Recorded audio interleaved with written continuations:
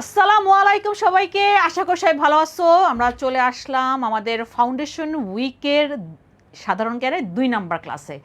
তো তোমরা গতকালকেও ক্লাস করছো, তো আমি বলছিলাম যে আমরা ঢাবি কোশ্চেন দেখাইছিলাম যে অনেকেই তোমরা ঢাবি বাদে আরও অনেক জায়গায় পরীক্ষা দিবা। তার জন্য আজকে আমরা রাবির একটা তোমার হচ্ছে গিয়ে শিফটের প্রশ্ন নিয়ে আসছি, কারণ রাবিতে 2 শিফটে পরীক্ষা হয়। তোমরা আগে জয়েন করো, তারপর আমি আর কিছু কথা বলে আমরা ক্লাসটা শুরু করে দিবা। আমি একটু শেয়ার করি ক্লাসগুলো। আমাকে শুনতে পাচ্ছ কিনা, দেখতে পাচ্ছ কিনা, একটু আওয়াজ দাও।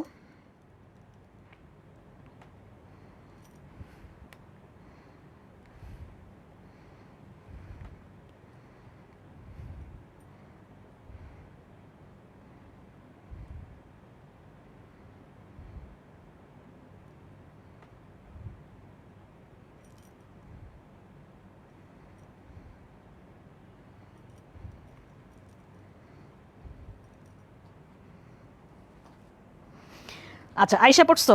ওকে, কি অবস্থা তোমাদের সবার? আজকে কিন্তু আর ইউ কিন্তু ডেট দিয়ে দিছে। আচ্ছা, আমি একটু কথা বলি। আমাদের ডিইউর পরীক্ষার ডেট দিছে, জগন্নাথের পরীক্ষার ডেট দিয়ে দিছে, আজকে আর ইউর পরীক্ষারও ডেট দিয়ে দিছে। ঠিক আছে, এই দুইটা জানুয়ারিতে 15 একটা 16 তারিখ, এখানে আমি যদি বলি 19 ডিসেম্বর, জেএনইউ 15 ডিসেম্বর হচ্ছে গিয়ে বি ইউনিট, ডিটা মনে হয় 25 তারিখে, হ্যাঁ। আর ইউ এ ইউনিট যেটা, সেটা 16 ডিসেম্বর লিখে ফেলছি, তাই না? ওরা বলবো হাই হাই, মাথা খারাপ হয়ে যাবে। 19, 15 জানুয়ারি, 16 জানুয়ারি, দেখো পরপর পরীক্ষা পড়ছে।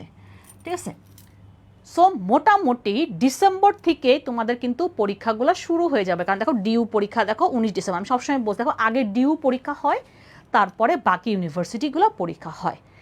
আর একটা মজার কথা যে জাহাঙ্গীরনগর ইউনিভার্সিটি এবার বলছে যে বিভাগীয় শহরেও পরীক্ষা নিবে। সো এই জন্য এক শিফটেই পরীক্ষা হবে। কারণ আমরা জানি যে জাহাঙ্গীরনগর এতদিন কি হয়েছে, ওদের ক্যাম্পাসে পরীক্ষা হইতো, তখন দেখা গেছে যে ওরা বিভিন্ন শিফটে পরীক্ষা হইতো। যেমন আর ইউতে যেমন কি করে, আর আবিতে কি করে, 2 শিফটে পরীক্ষা হয়। ঠিক আছে, আমি আজকে একটা শিফটে নিয়ে আসছি। ঠিক আছে, 24টা প্রশ্ন হয়। সো দেখা গেছে কি, যেমন শিফট পরীক্ষা হয় কি অনেক সময় এরকম হয় যে এক শিফটে একটু ইজি হয়, আর এই শিফটে একটু কঠিন হইতেই পারে।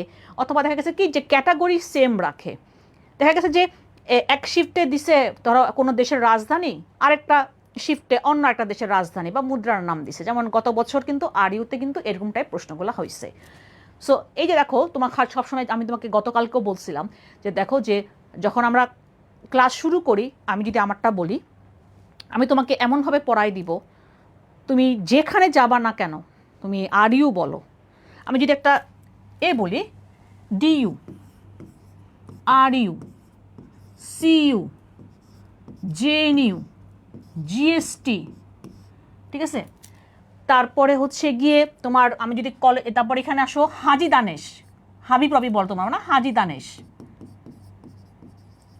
কে ইউ খুলনা ইউনিভার্সিটি, সিওইউ মানে কি কুমিল্লা ইউনিভার্সিটি। ঠিক আছে, তারপরে হচ্ছে গিয়ে আমার লাস্টের দিকে তোমার কি আসে, ও সাস্ট, যদিও আমি জানি না এবার সাস্ট কি হবে, কারণ সাস্ট গত বছর আলাদা পরীক্ষা নিছে। তারপরে হচ্ছে গিয়ে লাস্টের দিকে আমি যদি এখন কলেজে চলে আসি, এনইউ, ডিসিইউ, দেখো তো দেখি কতগুলা। তারপর আবার এখানে আমার যে 2টা ইউনিট, বি আর ডি ইউনিট, আমার সিইউতে বি ডি ইউনিট, আর ইউতে আমার এ ইউনিট, হ্যাঁ এখানে আবার এ ইউনিট। আমার ভাই বোন এটা সায়েন্সের না, হ্যাঁ আমার এখানে বিভাগ পরিবর্তনের সাবজেক্টগুলো আমার এখানে এ ইউনিট। দেখো কতগুলা তুমি পরীক্ষার জন্য সুযোগ পাবা। আমি সবসময় বলি তোমার ডিউ হয় নাই, তুমি চেষ্টা করো, তুমি নেক্সট পরীক্ষা দাও। অলরেডি আমার দেখো 3টা ইউনিভার্সিটি পরীক্ষার ডেট দিয়েছে, বলতে পারছে কাছাকাছি। কাছাকাছি হওয়ার কারণে অনেক সময় হয় কি, যে যদি এরকম হয় যে বিভাগীয় শহরে পরীক্ষা হয়, তোমার জন্য সুবিধা হবে, তখন তুমি তোমার এলাকা থেকে তুমি তখন তোমার বিভাগীয় শহর যেটা কাছে তুমি সেখানে দিতে পারবা এক্সাম। যেমন জগন্নাথ আবার হচ্ছে গিয়ে শুধু তাদের ক্যাম্পাসে পরীক্ষা হয়। আর ইউ পরীক্ষাও হচ্ছে গিয়া গত বছরও আমার কয়েকটা জায়গায় পরীক্ষা হয়েছে। জাহাঙ্গীরনগর এবার সুবিধা করছে যে বিভাগীয় শহরে পরীক্ষা দেওয়ার সুযোগ আছে। ডিইউ তাই যে বিভাগীয় শহরে পরীক্ষা দেওয়ার সুযোগ আছে। সো তারপর গুচ্ছ, ঠিক আছে, আমি গুচ্ছ লিখছি না, হ্যাঁ গুচ্ছ, হাজি দানেশ আবার তোমাকে ওখানে যে পরীক্ষা দিতে হবে। কেইউ তো তাই, তোমার ওখানে গিয়ে পরীক্ষা দিতে হয়, মানে ক্যাম্পাসে গিয়ে পরীক্ষা দিতে হয়। তাহলে আমার কতগুলা আমার ইউনিভার্সিটি আমার আছে। সো তখন তুমি হচ্ছে গিয়ে তুমি টার্গেট রাখবা, যে প্রথমে মনে রাখবা সবসময় হায়েস্ট টার্গেট রাখবা। তারপর এটা না হলে তখন তুমি চেষ্টা করবা বাকিগুলোতে যে কোনো জায়গায় যেন হয়। তুমি একদম শেষমেশ চেষ্টা করে যাবা, শেষমেশ চেষ্টা করে যাবা, তোমাকে চেষ্টা করতে হবে। একটা হইল না তোমার ড্রিম, ঠিক আছে, কিন্তু ওটা না হইলেও যেন আমার অন্য একটা ভালো একটা ভার্সিটি হয়, আমি যেন একটা পাবলিকান হতে পারি, আমাকে অবশ্যই চেষ্টা চালায় যেতে হবে। আমরা ছোটোকালে যখন যখন আমরা হাঁটতে শিখছিলাম, তখন আমরা ওইরকম হাঁটতে হাঁটতে পড়ে গেছি। তুমি কি পড়ে গেছো? তুমি কি আর উঠো নাই? তুমি কিন্তু ঠিকই উঠছো, চেয়ার ধরে বা বাবা মার হাত ধরে তুমি আবার কি দাঁড়াইছো, দাঁড়ায় সামনের দিকে আগাইছো। তাহলে এখানে কেন নয়? এখানে কেন নয় বলো, এখানে কেন নয়? সো এটাই যে তারপর আবার বিউপি আছে, ঠিক আছে, বিউপি যেটা ঢাকাতে, আমি এখানে জেইউ লিখি নাই, হায় হায়, ওরা মুগদা জেইউ বলতেছে কিন্তু জাহাঙ্গীরনগরই বলি না। কতগুলো ইউনিভার্সিটি হইলো। বিউপি পরীক্ষাটা সাধারণত কি হয় যে ঢাকা ভার্সিটির পরীক্ষার আগে হইতে পারে, এটা ডিপেন্ড করবে যখন ওরা সার্কুলার দিবে। যেমন 3টা ইউনিভার্সিটির ডেটগুলো দিয়ে দিছে, তারপর বাকিগুলো দিয়ে দিবে আস্তে আস্তে। সাধারণত আমরা জানি যে তোমার রেজাল্টের পর আসলে সব সার্কুলারগুলো হয়ে যায়। যেমন আমি যখনই কোনো সার্কুলার হয় তখনই কিন্তু আমি আমাদের প্রাইভেট বই পোস্ট করে দিই, সব ইনফরমেশন কিন্তু আমি চেষ্টা করি সবাইকে প্রোভাইড করে দেওয়ার। যখনই হবে কোনো সার্কুলার সম্পূর্ণ পোস্ট করে দিই। আবার এরকম হয়েছিল গত বছর, আমি ডিউর পুরাটা বি ইউনিটের পুরা সার্কুলারটা লাইভে বলে দিছিলাম, একদম পুঙ্খানুপুঙ্খভাবে সব কিছু বলে দিছিলাম, ঠিক আছে। সো এই ডেটগুলো একটু মাথায় রাখো। তোমাকে একটা ডেট ধরো, মনে করো তুমি টার্গেট রাখো যে আমি আমার ডিউ টার্গেট, ঠিক আছে, আমি 19 ডিসেম্বরকে টার্গেট করে হচ্ছে গিয়ে আমি অ্যাডমিশনের প্রিপারেশন নিব। এখন তোমার কিন্তু টার্গেট সেট হয়ে গেছে যে আমার পরীক্ষা কবে, 19 তারিখ। তুমি ওটাকে সেট করে তুমি হচ্ছে গিয়ে তুমি পড়াশোনা করো। এখন তো তোমাদের মোটামুটি পরীক্ষা শেষ, আস্তে আস্তে তুমি হচ্ছে গিয়ে তুমি এখন একটু অ্যাডমিশনের এই মানে যুদ্ধে প্রবেশ করার চেষ্টা করো। অনেকে এখনও গায়ে হাওয়া লাগায় ঘুরতেছে, আচ্ছা ঠিক আছে পরীক্ষা তো দিলাম, একটু রেস্ট নেই, হ্যাঁ ঠিক আছে একটু রেস্ট নিয়ে। এই জন্য আমরা দেখো এখন দেখো ক্লাসগুলো, আমাদের মেইন ক্লাস কিন্তু একটু পরে শুরু হবে, ঠিক আছে। স্টুডেন্টগুলো এখন মাত্র পরীক্ষা দিল, তারপর আমরা ফাউন্ডেশন ক্লাসগুলো নিচ্ছি। দেখো তো তোমাদের ক্লাসগুলো আমরা কীরকমভাবে নিব সেটা একটা আইডিয়া দেওয়ার জন্যই কিন্তু আমরা ক্লাসগুলো দিচ্ছি। ওকে ওকে, চলো, এই যে ইটস নয়ন চলে আসছে, কালকেও দেখছি নয়নকে। নয়ন আবার ভয় পায়ও না, যেমন তোমরা অনেকে কালকে আজকে যখন ক্লাস করছো বলছো কিছু পারি না। শোনো, সাধারণ জ্ঞান আমরা তো ওভাবে পড়ে আসি না এইচএসসি লেভেলে, সো কঠিন লাগতেই পারে অফকোর্স সায়েন্স বা কমার্সদের জন্য। আর্টসরা, আমাদের যেহেতু আর্টসের অনেক সাবজেক্ট, তখন দেখা গেছে যে ধরো কারো অর্থনীতি আছে, কারো পৌরনীতি আছে, কারো আবার হিস্ট্রি নাই, কারো ইসলামের ইতিহাস আছে, কারো নাই। কিন্তু আমরা যখন পড়বো আবার সব কিছুই পড়া আমাদের লাগবে। সো এই জন্য ভয় পাওয়ার কিছু নাই। সংস্থা, আমি পৌরনীতিতে পড়াইছিলাম, বৈদেশিক নীতি টপিকে পড়াইছিলাম অল্প অল্প, ইউ পড়াইছি, ওআইসি পড়াইছি, কিন্তু ওখানে একটু অন্যরকম পড়া, ওখানে একটু ভাস্ট পড়তে হয়। যেমন জাতিসংঘ নিয়ে অনেক কিছু পড়তে হয়, এখানে আমরা জাতিসংঘ একটা কোর কি পয়েন্টগুলো আমরা পড়বো, সব পড়া লাগবে না তখন আমাদেরকে। সো আমাদের তখন ভাস্ট নলেজ হয়ে যায়, ঠিক আছে।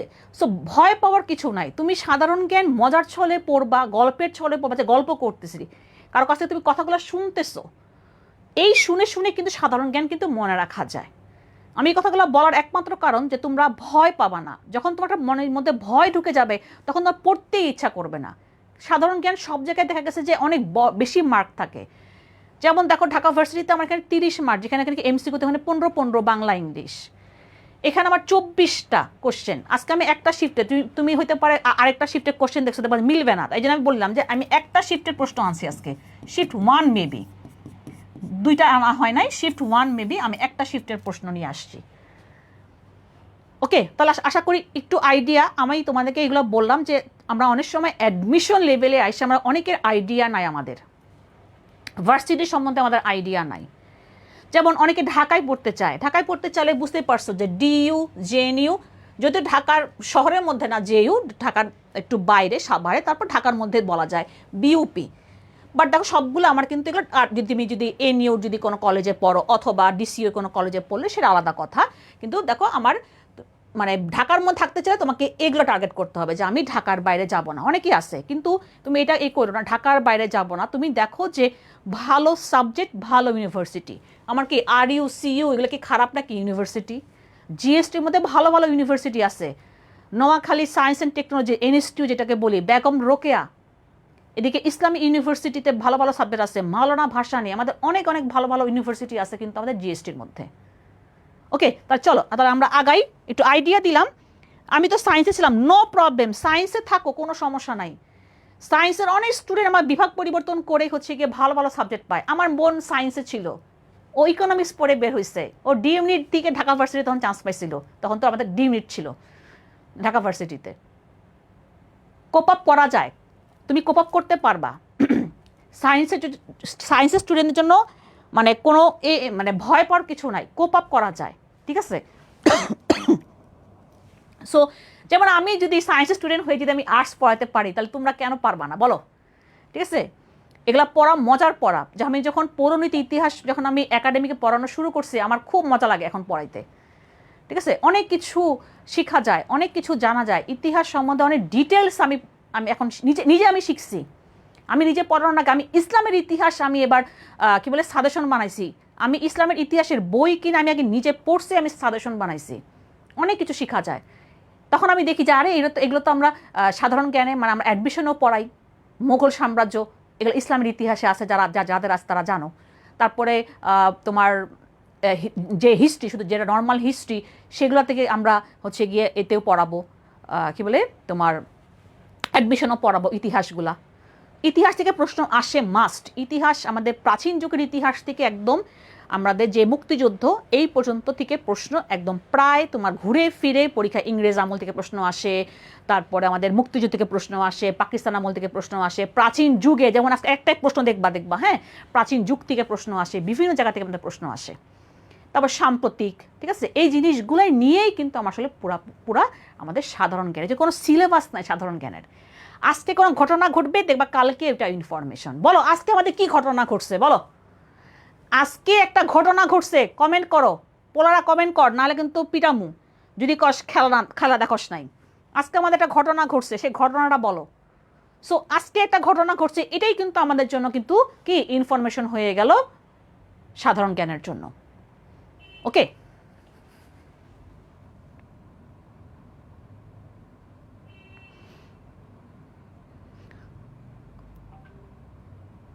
ওকে, তো চলো তাহলে আমরা শুরু করি।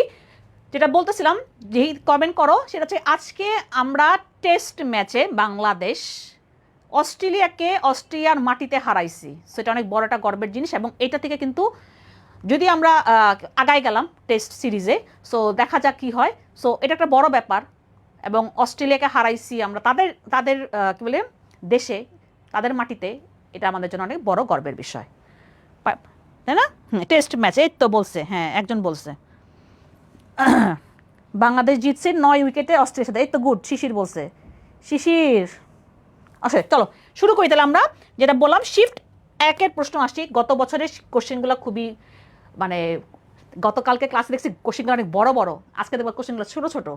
হ্যাঁ, তখন বলবো আল্লাহ এরকম টাইপ প্রশ্ন আসে আরইউতে এরকম টাইপ। এই দেখবা কি জানো, আরইউতে সায়েন্সের প্রশ্ন আসবে, হ্যাঁ, তারপরে নর্মাল যে জিকে থেকে প্রশ্ন আসবে। তুমি কোশ্চেনগুলো দেখলে বুঝতে পারবা ওদের একটা ধাঁচ আছে, আরইউর একটা ধাঁচ আছে। অঙ্ক আসবে, আজকে আমরা অঙ্কও করব। চলো, গতকালকে আমরা পড়াইছিলাম তাই না, ডিসঅ্যাপিয়ারেন্স, গুম গুম গুম। দেখো এটাই প্রশ্ন আসছে, গুম প্রতিরোধ দিবস পালন করা হয় কত তারিখে? তার মানে দিবস থেকে প্রশ্ন আসছে। কোথেকে প্রশ্ন আসছে? দিবস, বিশ্ব, ইন্টারন্যাশনাল, আন্তর্জাতিক, ঠিক আছে, দিবস থেকে প্রশ্ন পাশে। যেমন মানবাধিকার দিবস কবে, বিশ্ব শিক্ষক দিবস কবে, দুর্নীতি বিরোধী দিবস কবে, বিশ্ব তামাক মুক্ত দিবস কবে 31 মে, মানবাধিকার দিবস 10ই ডিসেম্বর, দুর্নীতি বিরোধী দিবস 9 ডিসেম্বর, বিশ্ব শিক্ষক দিবস 5ই অক্টোবর, জনসংখ্যা দিবস এগুলো 11ই জুলাই। ঠিক আছে, এই যেগুলো বললাম খুবই খুবই গুরুত্বপূর্ণ। বিশ্ব পরিবেশ দিবস 5ই জুন, আমি মুখে বলতেছি। এই জিনিসগুলো দেখবা যে তুমি যখন ঘাটবা, প্রশ্ন ব্যাংক ঘাটবা, যে কোনো ইউনিভার্সিটি প্রশ্ন ঘাটবা, দেখবা এই যে আমি যেগুলো বললাম এগুলো ঘুরে ফিরে আসে। মানবাধিকার দিবস তো তুমি অনেকবার পাইছো একাডেমিকে, এখন তুমি এটাও পড়বা, বিশ্ব মানবাধিকার দিবস, এটাও অনেকবার আসে 10ই ডিসেম্বর। পরীক্ষা কিন্তু ওই ডিসেম্বর জানুয়ারির দিকে, তখন দেখা গেছে যে ওই ডিসেম্বর জানুয়ারির দিকের আবার দিবসগুলো থেকে প্রশ্ন চলে আসে। আবার আমাদের বাংলাদেশেও আমাদের কিছু দিবস আছে, সো 2 দিবসই কিন্তু পড়তে হয়। আমি যখন পড়াই বাংলাদেশ পার্টে বাংলাদেশগুলো পড়াবো, ইন্টারন্যাশনাল পার্টে ইন্টারন্যাশনালগুলো পড়াবো। তাহলে বলো গুম প্রতিরোধ দিবস পালিত হয় কত তারিখে? বলো। Darwin test, good. আর একজন খুব সুন্দর এখন শহরের নাম সহ বলে দিছে। তাহলে কি হবে? এটা হবে 30শে কি অগাস্ট।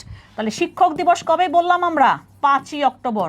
বিশ্ব লেখানো সবাই কিন্তু বিশ্ব এগুলা, হ্যাঁ, 5ই অক্টোবর। তারপর মানবাধিকার দিবস, মানবাধিকার দিবস 10ই ডিসেম্বর, কারণ ওই দিন মানবাধিকার চুক্তি স্বাক্ষর করা হয়েছিল 10 ডিসেম্বর 1948 সালে। এই জন্য আমরা কি পালন করি? 10 ডিসেম্বর বিশ্ব মানবাধিকার দিবস। ঠিক আছে। তারপর তো বললাম বিশ্ব তামাক মুক্ত দিবস 31 মে। এটা একবার আসছিল এভাবে, world no tobacco day occurs on, এভাবে অনেক সময় ইংলিশে চলে আসলে দেখো কি ওয়ার্ল্ড নো টোবাকো ডে, বিশ্ব তামাক মুক্ত দিবস 31 মে, 31 মে। একবার বিসিএস ইংলিশে প্রশ্ন করছিল।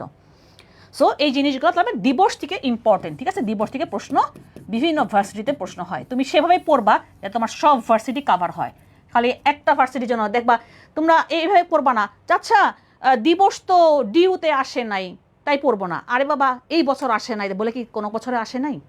প্রশ্ন আসে আমার 30টা, আমার টপিক আমার 1000টা, যে কোনো টপিক থেকে প্রশ্ন আসতে পারে।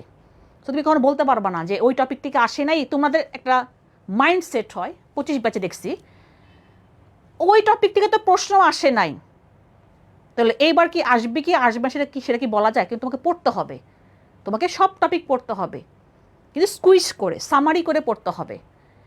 যেমন দিবস, তুমি দেখো কালকে কিন্তু আমরা দিবস পড়ি নাই, তাই না? ঢাবিতে 25-26 আসে নাই, কিন্তু তুমি গত আরও পিছনের প্রশ্ন দেখবা যে ঢাবিতেও কিন্তু প্রশ্ন আসছিল। সো তোমাকে দিবসটা পড়তেই হবে। তুমি এটা কখনো ভাববা না তোমাদের এটাই হয়ে থাকে যে এইচএসসি লেভেল তুমি দেখো যে আগের বার আসে নাই বোর্ডে দিয়ে এবার আসতে পারে, এইগুলা না। কিন্তু তোমার প্রশ্ন রিপিট হয় অ্যাডমিশনে, ঠিক আছে? যে গত বছর আসছে দেখে এবার যে আসবে না তা কিন্তু না, আসতেই পারে। আসলো তো কী হয়েছে? এটা তো একটা প্রশ্ন, এমন না যে গত বছর আসছে দেখে এবার যে আসবে না তার কোনো নিশ্চয়তা নাই। তাহলে পারছো তোমার সবাই? 30 অগস্ট এত দিবস মনে রাখবো কিভাবে? পড়বা বারবার পড়বা। যেমন আমি তোমাকে দিবস যখন পড়াবো আমি একদম ছক করে পড়াবো, ঠিক আছে? তোমাকে বারবার পড়তে হবে, কিছু কিছু জিনিস আছে বারবার পড়তে হবে।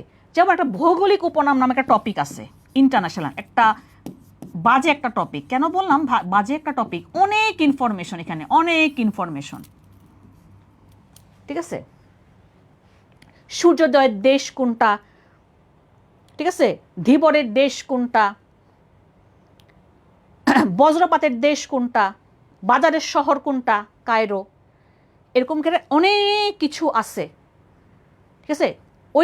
ওই টপিক থেকেও দেখা গেছে যে তোমার প্রশ্ন আসে। সাংস্কৃতিক রাজধানী কোনটা, জাকজমকের শহর কোনটা, বিগ আপেল বলা কাকে, নিউ ইয়র্ককে, এই যে এরকম টাইপ এই একটা টপিক আছে। এই ভৌগোলিক উপনাম, তখন তো মাথায় খারাপ হয়ে যাবে তখন তুমি যখন ওই ভৌগোলিক উপনাম দেখবা, ঠিক আছে? এখান থেকেও প্রশ্ন প্রায় আসে।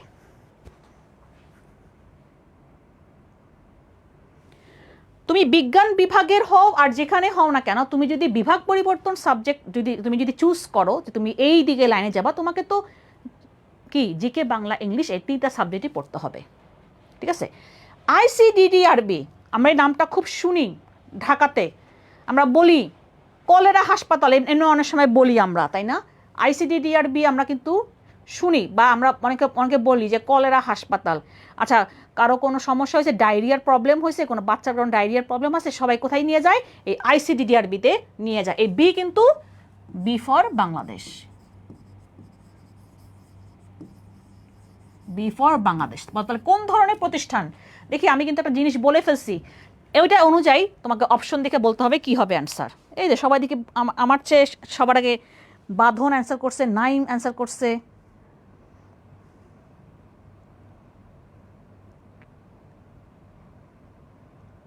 সায়েন্স ছিলাম, চান্স হবে কি? ভালো মতন পড়াশোনা করো, অবশ্যই হবে, অবশ্যই হবে। সায়েন্সের স্টুডেন্টরা আরও ভালোভাবে। আর একটা জিনিস তোমাকে বলি, ডিইউতে ভাগ করা আছে, সায়েন্সের জন্য আলাদা সিট, কমার্সের জন্য আলাদা সিট, ঠিক আছে? আর্টসের জন্য আলাদা সিট। তার মানে কম্পিটিশন হবে আর্টসদের পোলাপাইনদের মধ্যেই, কমার্সের এখানে কি কম্পিটিশন হবে কমার্সের স্টুডেন্টদের মধ্যে, সায়েন্সের স্টুডেন্টরা সায়েন্সটাই কিন্তু কি তোমার হচ্ছে গিয়ে কম্পিটিশন করবে, ডিউ বিতে এই ঘটনা হয়। সো তোমার যারা যেই বিভাগে আসো সেই বিভাগের মধ্যে কম্পিটিশন হবে। আর্টসের কী বলে তোমার সিট বেশি, কারণ যেহেতু বি ইউনিটটা আর্টসদের জন্য এখানে 1600, এখানে মনে হয় 170 বা 200 প্লাস, এখানে হচ্ছে কি 940 জনের মতন, ঠিক আছে? সেইভাবে আর কি তোমার ভাগ করা থাকে। যেখানে ভাগ করা থাকে না সেখানে সবাইকেই কম্পিটিশন করতে হয়। ওকে, অনেক কিছু আছে তোমরা অনেকেই জানো না, দেখবো আস্তে আস্তে তোমরা আইডিয়া পাবা। আমি এগুলো ক্লাসের মধ্যে বা আলাদা করে কী বলে লাইভ করে আমাদের প্রাইভেট গ্রুপে সব কিছু বলে দিই। তাহলে এটা কী হবে? এটা হবে উদারময় গবেষণা কেন্দ্র, ঠিক আছে?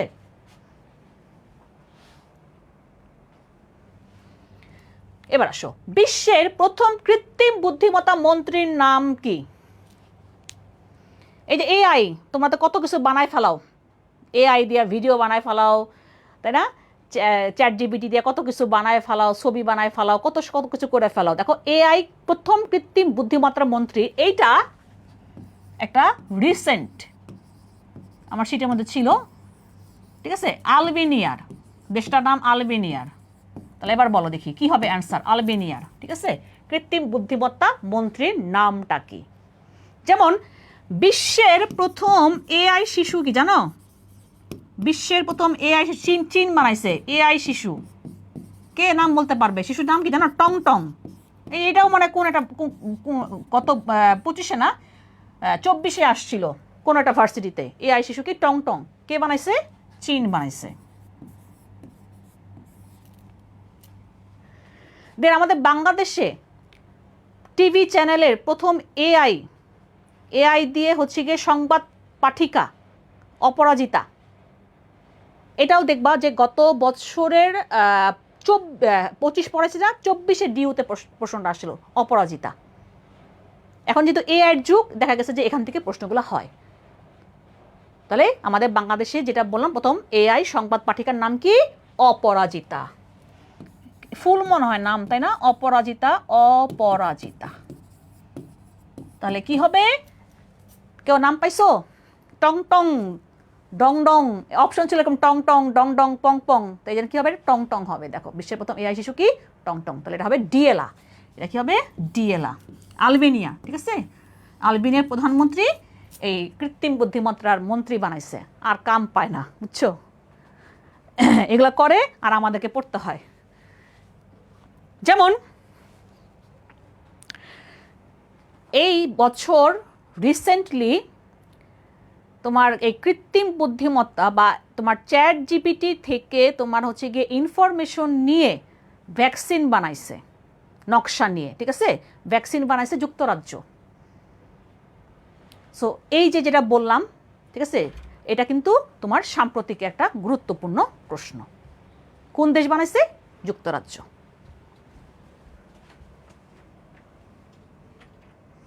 আচ্ছা, আমি একজন সেকেন্ড টাইমার, আমার কি এই কোর্সে পূর্ণ অ্যাডমিশন জার্নি কভার হবে? অবশ্যই কভার হবে স্বপ্নিল, কারণ হচ্ছে কি তো আমরা তো সেভাবে পড়াই। তুমি জাস্ট কি করবা, তুমি রিটেন ক্লাসগুলো করবা না, বাকি তোমাকে সবই তোমার লাগবে। তোমার ডিইউ আর জেএনইউ হবে না, বাকি সবগুলো তো তোমার তো পরীক্ষা তুমি দিতে পারবা সেকেন্ড টাইমার হিসেবে, ঠিক আছে? এবার আসো 4 নাম্বার দেখি কি বলছে। এইবার তোমরা, আমি ভোট দিছি, তোমরা মানে এখনো 18 বছর হও না, তোমরা জানো যে আমাদের বাংলাদেশে ভোট দেওয়ার জন্য ন্যূনতম বয়স কত? 18 বছর, তাই না? 18 বছর বয়সী যে কোনো ব্যক্তি ভোট দিতে পারে বাংলাদেশে। আমাদের সিস্টেম কি জানো? এক ব্যক্তি এক ভোট। যদি কেউ কয় আমি 2টা ভোট দিয়ে আলাইছি, তাহলে বুঝবা ডাল মে কুচ কালা হ্যায়, ঠিক আছে? সে জাল ভোট দিছে। তো এই বছর আমাদের 13তম সাধারণ নির্বাচন হয়েছে বা 13তম জাতীয় সংসদ নির্বাচন হয়েছে 12ই ফেব্রুয়ারি 2026 সালে। এই প্রথম আমরা দেখছি, ধরো যারা আমাদের প্রবাসী বাংলাদেশি আছে, অথবা ওই দিন নির্বাচনের দিন কিন্তু অনেকের ডিউটি পড়ে, সরকারি কর্মকর্তাদের ডিউটি পড়ে, কিন্তু তখন তাদের দেখা গেল তাদের বাসা ধরো এক জায়গায়, কিন্তু তার ডিউটি পড়ছে আরেক জায়গায়, তাহলে সে ভোট দিতে পারতেছে না। আমি এই থেকে আসি, তাহলে তোমরা এখানে দেখো। তো সেই জন্য এইবার একটা সিস্টেম করছিল যাতে এই যে প্রবাসীরা অথবা যারাদের ডিউটি পড়ে তারা যেন ভোটটা দিয়ে দিতে পারে একটা সিস্টেমের মাধ্যমে। এটা এইবার প্রথম করা হয়েছিল। সবার কাছে পোস্টে তোমার হচ্ছে গিয়ে ওই ব্যালটটা গেছে, ব্যালট পেপারটা তুমি যেখানে সিল মারবা সেই ব্যালট পেপারটা কিসে গেছে? পোস্টে গেছে। তাহলে কি হইতে পারে? তাহলে বলো, ব্যালট পোস্টে গেছে, তাহলে এবার অপশন দেখে বলো কি হবে অ্যান্সার। যেমন আমার বড় বোন বাইরে থাকে, সে ভোট দিছে, আমার আগে ভোট দিয়ে লাইছে, বুঝছো, আমার আগে ভোট দিয়ে ফেলাইছে, কারণ অত আগে গেছে। তারপর ওটা আবার ঢাকায় আবার পোস্ট হয়ে ঢাকায় আসছে, সব গণনা হবে দেখে ওরা কিন্তু আগেই ভোট দিয়ে ফেলছে। তারপর যাদের ডিউটি পড়ছে তারা আগেই ভোট দিয়ে ফেলছে। তার মানে কিসের মাধ্যমে ভোট দিছে? পোস্টাল ব্যালটের মাধ্যমে তারা ভোট দিছে। ঠিক আছে? এবং দেখো আমাদের কিন্তু 2800 টাকার কোর্স ফি কিন্তু আজকে কিন্তু লাস্ট ডেট, আগামীকালকে কিন্তু তোমাদের কোর্স ফি বেড়ে যাবে। ঠিক আছে? সো যারা চাচ্ছ যে এই 2800 টাকার মধ্যে সব কিছু চাচ্ছ তারা কিন্তু আজকের মধ্যে 11:59, ঠিক আছে, আজকে আমাদের 11:59 আজকের দিন তোমাদের বাড়ানো হয়েছে, গতকালকে অনেকে তোমরা রিকোয়েস্ট করছো থেকে বাড়ানো হয়েছে সময় আজকের দিন পর্যন্ত। ওকে, তাহলে কী হবে? পোস্টাল ব্যালটের মাধ্যমে এই প্রবাসী ভোটাররা ভোট দিতে পারছেন এই জাতীয় সংসদ নির্বাচনে। ওকে, এখানে পারবেন বলছেন কারণ তখন তোমাদের তখনও আমাদের তো পরীক্ষা হয়েছে গত বছর মনে হয় জানুয়ারি ফার্স্ট উইকের দিকে। সো তখনও তোমাদের ভোট হয় না দেখে পারবেন কোশ্চেনটা হয়েছে, কিন্তু অলরেডি তোমরা দেখছো যে ওরা অলরেডি কি এই পোস্টাল ব্যালটের মাধ্যমে ভোট দিছে। সেটা আমাদের কততম ছিল? 13তম সংসদ নির্বাচন, রাইট? So important. কবে হয়েছে? 12ই ফেব্রুয়ারি। তার আগে ওরা ভোট দিয়ে ফেলছিল 12ই ফেব্রুয়ারি 2026। ভোট দিছো কেউ? কেউ যদি ভোট দিয়ে থাকো একটু কমেন্ট করে জানাও। ভোট দিতে মজা আসছে, বুঝছো, মজা লাগে। আমার সবসময় ভোট দিতে মজা লাগছে, একটা উৎসব ভাব, ঈদ লাগে, বুঝছো। সবাই ভোট দিতে যায়, দেখা হয় মানুষের সাথে, কথাবার্তা বলা হয়, এইসব নিয়ে, ভোট টোট নিয়ে আমার কাছে খুব মজা লাগে। এখানকার দাগ দিবে, হ্যাঁ, তারপর তুমি সিল দিবা, তারপর তুমি এটাকে ভাঁজ করে কি গোপন ব্যালট বাক্স, এখন স্বচ্ছ, এখন আমাদের স্বচ্ছ ব্যালট বাক্স, ঠিক আছে, স্বচ্ছ ব্যালট বাক্স।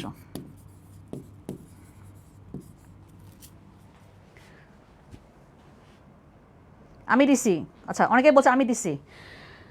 এবার আসো, এটা একটা উক্তি, এই উক্তি মতবাদ থেকে প্রশ্ন ডিউতেও আসে আর ইউতে আসে, খুবই ইম্পর্টেন্ট, বুঝছো।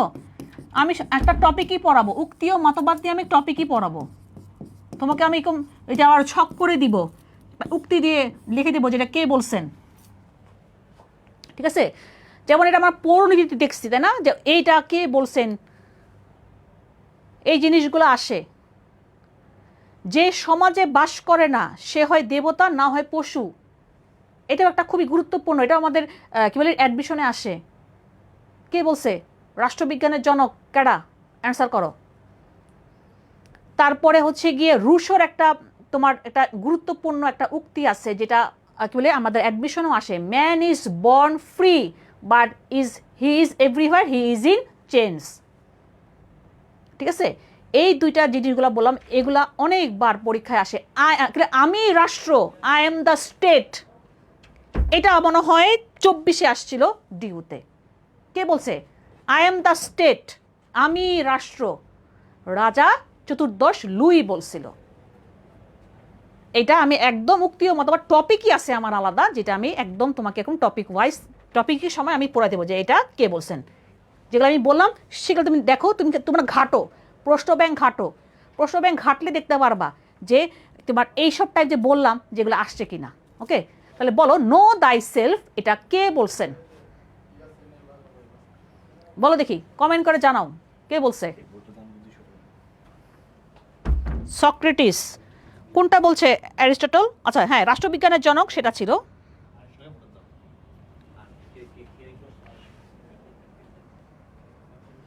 এটার উত্তর হচ্ছে কি সক্রেটিস। আর আমি যেটা বললাম যে সমাজে বাস করে না সে হয় দেবতা না হয় পশু, সেটা বলছেন রাষ্ট্রবিজ্ঞানের জনক অ্যারিস্টটল। ঠিক আছে, এই যে সক্রেটিসকে নিয়ে আরেকটা প্রশ্ন হয় এই উক্তিবাদে আরেকটা প্রশ্ন হয়, সব জ্ঞানীদের মহাগুরুকে আমরা 4 জনের নাম পাবো, বুঝছো। সেই 4 জনের মধ্যে সব বলি যে কে বয়োজ্যেষ্ঠ, মানে কে সবচেয়ে বড়, কেডা? সক্রেটিস। সক্রেটিসকে নিয়ে অনেক প্রশ্ন হয়, ঠিক আছে? এই হয় উক্তি দিয়ে বলবে, নাহলে বলবে যে কে বয়োজ্যেষ্ঠ, একটা আমাদের একটা আছে স্পা দিয়ে আমরা পড়ি আর কি, হ্যাঁ, 4 জনের নাম, যে কে সবচেয়ে কি বলে তোমার হচ্ছে কি বয়োজ্যেষ্ঠ, কে সক্রেটিস, ঠিক আছে? ওকে, তাহলে আমরা যাই নেক্সট, এতে যাই, সেটা হচ্ছে কি একজন রাজনীতিবিদ হয়েও, আমার একটা ফেভারিট প্রশ্ন, আমি অলওয়েজ নোবেল পুরস্কার পড়ার আগেই ওনাকে নিয়ে আমি পড়ার সময় আমি এই লাইনটা বলে দিই যে একজন রাজনীতিবিদ হয়েও তিনি সাহিত্যে নোবেল পাইছে। এখন বলবা নোবেল পাইছে তো পাইতেই পারে, রবি ঠাকুর নোবেল পাইছে, আমাদের ডক্টর মোহাম্মদ ইউনুস নোবেল পাইছেন।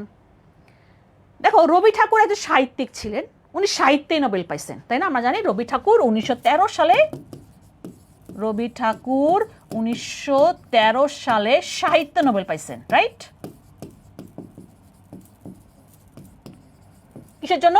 আমরা জানি যে বাংলা যেটা গীতাঞ্জলি কাব্যগ্রন্থ, বা ইংলিশে যেটা আমরা বলি সং অফারিং, উনি নিজেই, এই যে সং অফারিং, উনি নিজেই অনুবাদ করছিলেন। এটাও পরীক্ষা আসে, বাংলাতে আসে, জানো?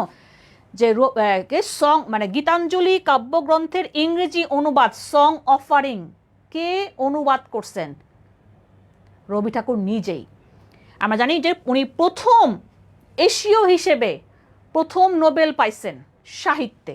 উনি সাহিত্যিক মানুষ ভাই, উনি সাহিত্যে নোবেল পাইছেন।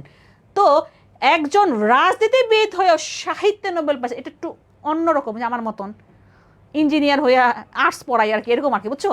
তো রাজনীতিবিদ কিন্তু সাহিত্যে নোবেল পাইছেন ব্রিটিশ প্রধানমন্ত্রী, বলো দেখি এবার, আমি কিন্তু ব্রিটিশ বলে ফেলছি, এই দুজন ব্রিটিশ না, এর যে ফ্রান্সের, তাহলে একটাই থাকলো, উইনস্টন চার্চিল, যিনি কিনা সেকেন্ড ওয়ার্ল্ড ওয়ারের সময় কি ছিলেন? ব্রিটেনের প্রধানমন্ত্রী ছিলেন। যারা ইতিহাস পড়ছো তারা জানো ব্রিটেনের প্রধানমন্ত্রী ছিলেন উইনস্টন চার্চিল। 1953 সালে উনি কবে পাইছেন? 1953 সালে নোবেলটা পাইছেন। যেমন দেখো, আমাদের এই যে এখন কি অগাস্ট, সেপ্টেম্বর, অক্টোবরে আমাদের নোবেল পুরস্কার 26 চলে আসবে, গুরুত্বপূর্ণ, ইম্পর্টেন্ট ইম্পর্টেন্ট ইম্পর্টেন্ট।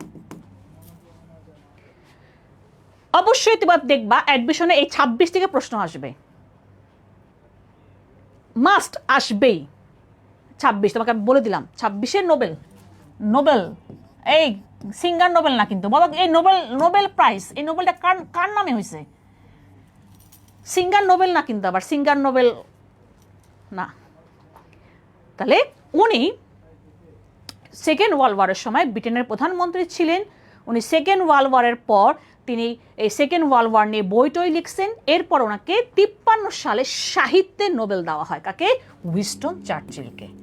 আর এই রুজভেল্ট কি ছিল? উনি ইউএসএর প্রেসিডেন্ট ছিলেন, ইউএসএর প্রেসিডেন্ট ছিলেন, এবং সেকেন্ড ওয়ার্ল্ড ওয়ারের সময়ও আমরা জানি যে ইউএসএর প্রেসিডেন্ট ছিলেন কে? রুজভেল্ট। তাকে এফডিআর, ওই যে ব্যাংকে এফডিআর করে না, এফডিআর কেন? তার নাম ফ্র্যাঙ্কলিন ডিলানো রুজভেল্ট, তাহলে কি এফডিআর। এই রুজভেল্টও গুরুত্বপূর্ণ, কারণ জানো কেন? এই বেটা জাতিসংঘের নামকরণ করছেন। কত প্রশ্ন পাওয়া যায় এরকম? 1000টা প্রশ্ন পাবা তুমি, ঠিক আছে? তাহলে কি হবে অ্যান্সারটা? চার্চিল হবে। তাহলে মনে রাখবা নোবেল পুরস্কার খুবই গুরুত্বপূর্ণ। নোবেল পুরস্কারে দেখা গেছে কিছু গতানুগতিক প্রশ্ন আসে, যে নোবেল পুরস্কারের প্রবর্তককে, প্রথম কবে নোবেল পুরস্কার দেওয়া হয়, কয়টা ক্ষেত্রে দেওয়া হয়, ঠিক আছে? তারপরে হচ্ছে গিয়ে আমরা এখন প্রথমে দেওয়া হতো কয়টা ক্ষেত্রে, বর্তমানে দেওয়া হয় 6টা ক্ষেত্রে, আগে দেওয়া হয় 5টা ক্ষেত্রে। তারপরে হচ্ছে গিয়ে যে কমন প্রশ্ন, বা প্রথম মুসলমান হিসেবে কে নোবেল পাইছেন, মানে নোবেল নিয়ে একটা আলাদা একটা টপিকই থাকে। আমি দেখি নোবেল নিয়ে একটা আমি তোমাদের শর্ট ভিডিও বানাবো, ভালো একটা আইডিয়া আসলো। নোবেল নিয়ে অনেক কিছু পড়া যায়। যেমন আমরা এখন 25 আর পড়তেছি না, কারণ 26 চলে আসবে, দেখে আমরা 26টা পড়বো, ঠিক আছে? যে প্রথম তোমার প্রশ্ন আসে এটা, যে শান্তিতে নোবেল পুরস্কার বিজয় প্রথম কে, প্রথম মহিলা কে, হ্যাঁ, এই জিনিসগুলো, এই টাইপ প্রশ্নগুলো প্রায় আসে। তাহলে এটা কিন্তু একটা খুবই সুন্দর একটা প্রশ্ন, যেটা আমার কাছে খুব পছন্দের প্রশ্ন, এটা প্রায় আসে। এবং দেখি হবে Winston Churchill. Alfred Nobel, yes, Nobel পুরস্কার, এই যে আমাদের নোবেল প্রাইজ বললাম, এটা আলফ্রেড নোবেল, উনি টাকা পয়সা রেখে গেছিলেন, উনি ডিনামাইট আবিষ্কার করছিলেন, টাকা পয়সা রেখে গেছিলেন, তার স্মৃতিতেই, তার রেখে যাওয়া টাকা দিয়েই কিন্তু এই নোবেল পুরস্কারগুলো দেওয়া হয় 1901 সাল থেকে। কবে থেকে দেওয়া হয়? 1901 সাল থেকে নোবেল পুরস্কার দেওয়া হয়, নোবেল পুরস্কার দেওয়া হয়। ঠিক আছে, তাহলে এটা নিয়ে একটা শর্ট ভিডিও বানাবো। তোমাকে রাজি কিনা বলো যে নোবেল পুরস্কার নিয়ে যে গুরুত্বপূর্ণ যেই সব প্রশ্নগুলো পরীক্ষায় আসে সেটা একটা শর্ট ভিডিও চাও কিনা কমেন্টে জানাও।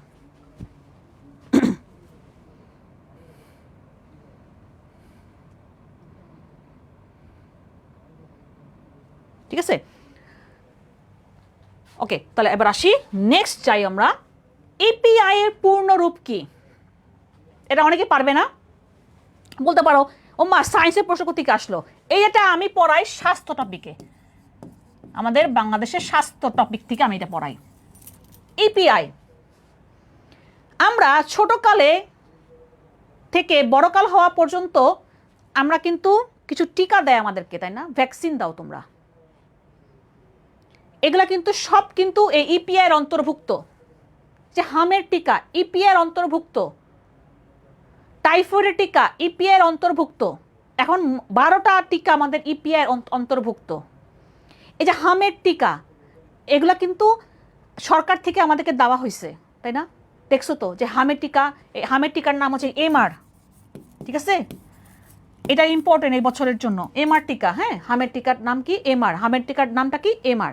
যেমন যারা মেয়েরা আসো স্কুলে তোমাদেরকে এই টিকাটা দেওয়া হয়েছে, ছেলেরা আবার কান্নাকাটি করো না, তোমার জন্য না, এটা মেয়েদের জন্য। এইচপিভি, হিউম্যান প্যাপিলোমা ভাইরাস, জরায়ুর ক্যান্সার রোধের জন্য এই এইচপিভি টিকা দেওয়া হয়। ছোটকালে আমরা এরকম খাইতাম না, ভিটামিন আসতো না যে এলাকার মধ্যে, OPV, oral polio vaccine. Oral মানে কি? মুখে খাওয়ার ওষুধ। ঠিক আছে, এই জিনিসগুলো সব কিছু আমার এই ইপিআই এর অন্তর্ভুক্ত। এটা কি তাহলে? Expanded programme on immunization. তাহলে এবার বাইক করো কি হবে অ্যান্সার। তাহলে দেখো এই টিকাগুলো কিন্তু আমাদের সব কিছু আমাদের এই ইপিআই এর অন্তর্ভুক্ত। এই যে এইচপিভি, ওপিভি, এমআর সব আমার এই ইপিআই এর অন্তর্ভুক্ত। তাহলে কি হবে? এই ফুল মিনিং কি? Expanded programme on immunization. আমরা যেসব খাই, যে টিকাগুলা সব কিছু আমাদের এই ইপিআই এর মধ্যে চলে আসছে, ইপিআই এর প্রোগ্রাম। তাহলে কি? Expanded programme on immunization. তাহলে কি হবে? বি হবে অ্যান্সার। সি দাগাইছো কেন? এক্সপান্ডেড প্রোগ্রাম তো আমি কি বললাম? তাহলে এবার বলো কি হবে অ্যান্সার। পারি না, হ্যাঁ, ওই যে অনেকেই পারবে না, কারণ এটাই অনেকে ভাবে এটা সায়েন্সের কোশ্চেন, আসলে সায়েন্সের না। দেখো আমি কিন্তু পড়াই, কোন টপিকে পড়াবো? স্বাস্থ্য টপিকের উপর পড়াবো। সো বুঝতেই পারতেছো যে তুমি মানে যে কোনো খান থেকে প্রশ্ন আসুক না কেন, আমি তোমাকে পড়াবো আর আসবে না, এটা হইতে পারে না। তাহলে এক্সপান্ডেড প্রোগ্রাম অন ইমিউনাইজেশন, তাহলে কি হবে? বি হবে অ্যান্সার। তাহলে এগুলো মনে রাখবা, এগুলো সব এই যে টিকাগুলো যে দেওয়া হয় সব কিছুই ইপিআই এর মধ্যে পড়ছে, ইপিআই প্রোগ্রামের মধ্যে পড়ছে। আসো একটা অঙ্ক করতে মজা লাগে, অনেকদিন তো আসলে অঙ্ক করাই না, তো ইজি অঙ্ক, ভাই বোনা যে এইচএসসি লেভেলের অঙ্ক, ছোটকালের অঙ্ক 3, 4 বা 5, 6 আমরা অঙ্কগুলো করে আসছি। দেখো কি বলছে, একটি সংখ্যার 3 গুণের সাথে দ্বিগুণ যোগ করলে 90 হয়, সংখ্যাটি কত? তোমার সংখ্যাটি আমরা এক্স ধরি নাকি ওয়াই জেড ধরবো? কারণ তোমাদের আবার মনে পড়ে যাবে তোমাদের এক্স এর কথা। তাহলে আমরা দিদি সংখ্যাটা কি? আমাদের এক্স। তাহলে কি বলছে? একটি সংখ্যার 3 গুণ, তার মানে কি 3x, সাথে আমি কি করবো? দ্বিগুণ যোগ করব, তার মানে কি 2x যোগ করতে বলছে, তার মানে 2x। ওহ, ইজি কোশ্চেন। কত? 90 হয়। তাহলে কত? 5x 90। তাহলে এখন ভাগ করো, ভাগ করতে পারবা নাকি এটাও আবার দেখা দিতে হবে? তাহলে ভাগ করো, তাহলে এখানে 1 আর এখানে থাকবে 4, 0 তার কি 5 × 40, তাহলে কি 18। ক্যালকুলেটর লাগবে? ক্যালকুলেটর লাগবে? আমার মনে লাগবে না। কত হয়? 18। দেখো তো এবার 18 আসছে, এই যে 18, দেখছো? দেখো তো বুঝছো কিনা? ইজি অঙ্ক। একটি সংখ্যার 3 গুণ, তার মানে 3x, দ্বিগুণ যোগ করতে বলছে, তার মানে কি দ্বিগুণ মানে 2x, যোগ করছি 3x + 2x। সোজা অঙ্ক দিছে, অনেক সময় ধারার অঙ্ক দেয়, বুঝছো? সোজা অঙ্ক দিছে কত বছর, একদমই ইজি, ইজি পিজি, কঠিন কিছু না।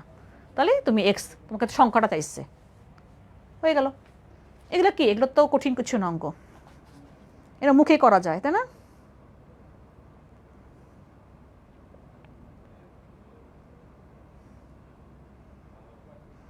শোনো, আন্তাজে দাগাবা না, এই অঙ্কগুলো আন্তাজে দাগাবা না। তুমি অঙ্কটা করে তুমি দেখো কতক্ষণ লাগছে। আমার এই অঙ্কটা করতে 10 সেকেন্ড লাগে নাই। এইসব আন্তাজে দাগাবে না, অনেক সব ভুল হয়ে যেতে পারে। ভুল হলে কি হবে তোমরা জানো যে আমি বলছি যে অ্যাডমিশনের সবচেয়ে বড় মানে কষ্টটা লাগে নেগেটিভ মার্কিং আছে। তা তুমি কেন দেখাবা আন্তাজে? তুমি অঙ্কটা করে দেখো কতক্ষণ লাগছে অঙ্কটা করতে, ঠিক আছে? এই যে ইজি গেম বলছে একজন। আসবার বাংলাদেশের প্রথম নিরক্ষর মুক্ত গ্রাম চাইছে। বাংলাদেশের প্রথম নিরক্ষর মুক্ত গ্রাম। আর আমার আরেকটা পড়াবো, প্রথম, এটা তোমাদের পড়া উচিত, প্রথম আমি হিন্টস দিব, প্রথম নিরক্ষর মুক্ত জেলা। আমাদের বাংলাদেশের বেস্ট অলরাউন্ডার বাসা কোথায় তার আর কি, হ্যাঁ, যে এখন বাংলাদেশে আসতে পারে না, একটা সময় সে এমপি হয়েছিল, তাহলে বলো কি হইতে পারে? আর প্রথম নিরক্ষর মুক্ত গ্রাম সেটা হচ্ছে ঠাকুরগাঁতে। এবার তাহলে বলো দেখি এটা পারো কিনা। এটা একটু অন্যরকম দিছে, কারণ আমরা জেলা পড়ি, একটু গ্রাম দিছে, ঠিক আছে? কারণ যেহেতু উত্তরবঙ্গের দিকে, দেখো ঠাকুরগাঁও উত্তরবঙ্গে, রাজশাহী ইউনিভার্সিটি দেখো, ওরা খেয়াল করে দেখবা যে এই উত্তরবঙ্গের থেকে যখন তুমি অন্য জায়গায় পরীক্ষা দিবা, ওই ওই বেল্টের কিছু না কিছু প্রশ্ন দেয়। যেমন তুমি হাজি দানেশে যাবা, দেখবা ওই বেল্টের কোনো না কোনো প্রশ্ন দিতে পারে। যেমন হাজি দানেশ কোথায়? দিনাজপুরে। দিনাজপুরে কি আছে জানো? গম ও ভুট্টা গবেষণা ইনস্টিটিউট। ওই যে তোমার ওই হাজি দানেশের এই উল্টা পাশে, নসিপুর, দিনাজপুর। আমি নিজে গেছি, আমার মুখস্থ করা লাগে না, কারণ আমি নিজেই দেখছি। আমি দিনাজপুরে গেছি, আমি নসিপুরের সামনে দিয়ে ওই গম ও ভুট্টা গবেষণার সামনে দিয়েই গেছি। মশলা গবেষণা কেন্দ্র কোথায়? বগুড়ার মানুষ কোথায়? আওয়াজ দাও। বগুড়াতে। সো এই যে দেখো গবেষণা কেন্দ্রগুলো পরীক্ষায় আসে, গবেষণা কেন্দ্র বা গবেষণা ইনস্টিটিউটগুলো পরীক্ষায় আসে।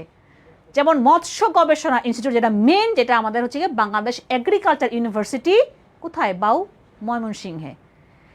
আমি যাই দেখে আসছি, এখন আমি জীবনে ভুলবো না যে তোমার হচ্ছে গিয়ে আমাদের মৎস্য গবেষণা ইনস্টিটিউটটা কোথায়? তোমার ময়মনসিংহে। আমাদের কৃষি বিশ্ববিদ্যালয়, বাংলাদেশ কৃষি বিশ্ববিদ্যালয়ের ভিতরে এটা। যদি কেউ যাও ময়মনসিংহে, অবশ্যই কৃষি বিশ্ববিদ্যালয়ের ভিতরে গিয়ে দেখে আসবা। অনেক বড় ইউনিভার্সিটি, খুঁজা খুঁজা বাইর করবা। অটোতে গেছিলাম, আমাদের স্টুডেন্ট, আমাদের 3 পয়েন্টার স্টুডেন্টরা আমাকে নিয়ে গেছিলো, জানো। আমি ক্লাসেতে গেছিলাম অফলাইনে, তখন আমি বলছিলাম যে আমার ক্লাস শেষ, পরে ওরা আমাকে নিয়ে সেই বাউতে গেছিলো, আমরা সবাই মিলে ঘুরছিলাম, ঠিক আছে? তাহলে এটা কি হবে? এটা হবে হচ্ছে কচুবাড়ি, কৃষ্টপুর, এবং এটা কোথায়? ঠাকুরগাঁওতে।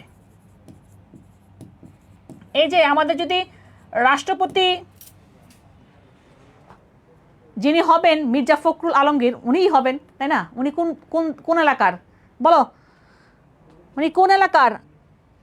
আশা করা যায় তো উনিই তো হবেন, যেহেতু বিএনপির পক্ষ থেকে নমিনেশন পাইছে। সো মির্জা ফখরুল আলমগীর কোন এলাকার বলে ফেলো, সেই এলাকার এটা। তাহলে কচুবাড়ি, কৃষ্টপুর। আর প্রথম নিরক্ষর মুক্ত জেলা মাগুরা। কোথায়? মাগুরা। দেখছো, প্রথম নিরক্ষর মুক্ত জেলা। এই যে যেমন দেখো আরেকজন বলতেছে যে যেমন গাজীপুর, গুড, বিড়ি, এই যে ছেলেরা খায়, ঠিক আছে? বিড়ি কোথায়? বাংলাদেশ রাইস রিসার্চ ইনস্টিটিউট কোথায়? জয়দেবপুর, গাজীপুর। ইরি কোথায়? ইরি দেখো, জাস্ট একটা শব্দ চেঞ্জ, ইরি। আমি গেছিলাম ম্যানিলা, ফিলিপাইন। তাহলে কি ইন্টারন্যাশনাল রাইস রিসার্চ ইনস্টিটিউট কোথায়? ম্যানিলা। এখন বাইক করো, ম্যানিলা কোন দেশের রাজধানী? কত কিছু পড়ানো যায়, তুমি এক জায়গা থেকে আরেক জায়গায় চলে যেতে পারবা, ঠিক আছে? ইরি, বিড়ি, তারপর আমাদের পাট গবেষণা ইনস্টিটিউট কোথায়? এগুলো সব পরীক্ষায় আসে। আমাদের নদী গবেষণা ইনস্টিটিউট কোথায়? ফরিদপুর। কার বাড়ি আছে? আওয়াজ দাও। এই জন্য বললাম, যে যার এলাকায় আসো একটু আশেপাশে নজর দাও। মোবাইল থেকে ওই রিলস না দেখে, টিকটক না দেখে একটু আশেপাশে ঘোরার চেষ্টা করো, অনেক কিছু তুমি পাবা। তুমি গাজীপুরে তুমি দেখো অনেক কিছু আছে। আমাদের স্টুডেন্ট সেদিন বলতেছিল, আপু এখানে আসেন, আমাদের এখানে টাকশাল আছে, এই আছে, আপনি একটু এসে ঘুরে যান। আমি সময় পাইতেছি না। আমি বিড়িতে অনেক অনেক অনেক আগে গেছি। বিড়ি আর বাড়ি পাশাপাশি। বাড়ি হচ্ছে গিয়ে বাংলাদেশ এগ্রিকালচার রিসার্চ ইনস্টিটিউট, বাড়ি পাশাপাশি জয়দেবপুর, গাজীপুরে। অনেক কিছু আছে। যেমন বগুড়ার মানুষ মহাস্থানগড়ে ঘুরতে যাও, এই যেটু পরে পাবো, কোশ্চেনটা আমার আসছে এবার। পুন্ড্র। আমার ওই এলাকার দিকে মহাস্থানগড়ের ওই সাইডটাতে আমার হচ্ছে কি আমার মশলা গবেষণা কেন্দ্র। আমি যখন গেছি আমি দেখছি যে তুমি যেই যা এলাকায় আসো, যেমন দিনাজপুর আমি তোমাকে বললাম, তুমি এইগুলো যখন দেখবা তখন তোমার এগুলো কঠিন লাগবে না, মানে তোমার মুখস্থ করা লাগবে না। আজকে থেকে এই করো যে তুমি নিজে নোট করো, আমাকে দেখাবা, নোট করবা একটা ইজি পিজি এই দি। এখন তোমার এলাকা, ধরো তোমার এলাকা কি দিব, ধরলাম আমি তোমার এলাকা রাজবাড়িতে আমার কি আছে ইম্পর্টেন্ট যেগুলো পরীক্ষা আসতে পারে? পাংশাতে আমার হচ্ছে কি তিস্তা তো না, এখন পদ্মা ব্যারেজ আমাদের নির্মাণ করবে, নতুন ইনফরমেশন, আমাদের পদ্মা ব্যারেজ নির্মাণ করবে এই পাংশা রাজবাড়িতে। ফরিদপুরে কি বিখ্যাত আছে, ঠিক আছে? গাজীপুরে কি আছে এটা দেখো, আমি অলরেডি বলে ফেলছি।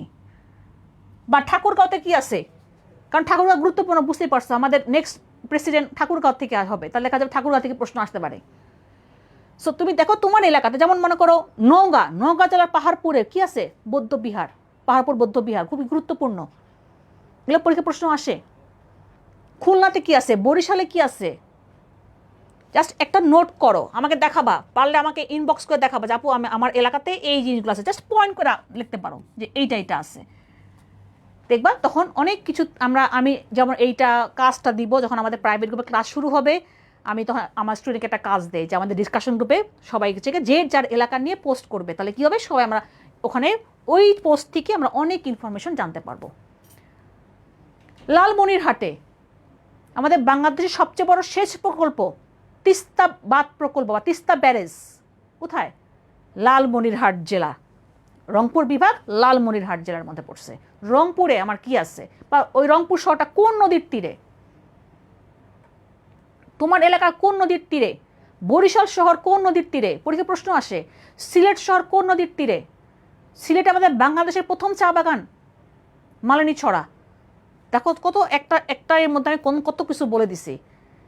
সো এটা একটু দেখো, নিজেরা একটু খুঁজো, দেখে নোটটা করো, নিজেই নোটটা করো, দেখি আচ্ছা আমার এলাকাতে এই আছে, এইগুলা পরীক্ষায় আসে। ওকে, করবা তোমরা বলো। এই যে সাফারি পার্ক, এই যে আবির বলছে সাফারি পার্ক আছে, গুড। আমাদের বাংলাদেশে 2টা সাফারি পার্ক, একটা কক্সবাজারে যেটা আমাদের প্রথম safari park, Dulahazara safari park, কারণ ডুলাহাজরা চকরিয়ার ডুলাহাজরাতে। 2 নম্বর গাজীপুর সাফারি পার্ক, যেটা আমাদের বাংলাদেশের বৃহত্তম সাফারি পার্ক। তাহলে আমরা আরেকটা পেয়ে গেলাম, গাজীপুরে আমার সাফারি পার্কও আছে। ধন্যবাদ আবির, ও মনে ওই এলাকার। তাহলে দেখো আমরা আরেকটা বলে পয়েন্ট পড়ে ফেললাম। এই যে দেখো এই একটা কোশ্চেনের মধ্যে দেখো তো আমি কতগুলো কোশ্চেন বলছি, বের করো। সো এটা তোমাদের কাজ, তোমার কি ইন্টারেস্টেড এই কাজের জন্য যে তোমরা কি বলে এই নোটটা করবা? এই যে মধুপুরের আনারস, ইয়েস, আমাদের মধুপুরের আনারস, টাঙ্গাইলের মধুপুরের আনারস জিআই পণ্য, আমাদের এই গাজীপুরের কাঁঠাল জিআই পণ্য। বলো আর কি বলবো, বলতে তো আজকে আমাদের দিন পার হয়ে যাবে, এত কিছু আছে। হ্যাঁ, আসো এবার আরেকটা প্রশ্ন, এবার এটা ইন্টারেস্টিং টপিক। কোন দেশটি স্ক্যান্ডিনেভিয়ান নয়? আমরা জানি স্ক্যান্ডিনেভিয়ান দেশ আমরা নিজেরা পড়ি 5টি, সেটা কিভাবে পড়ি? ফিরে আসুন, তাহলে তখন তোমরা অ্যান্সার করবা। আগে দেখো আমি কি লিখি, ফিরে আসুন তার মানে কি? Finland, Denmark.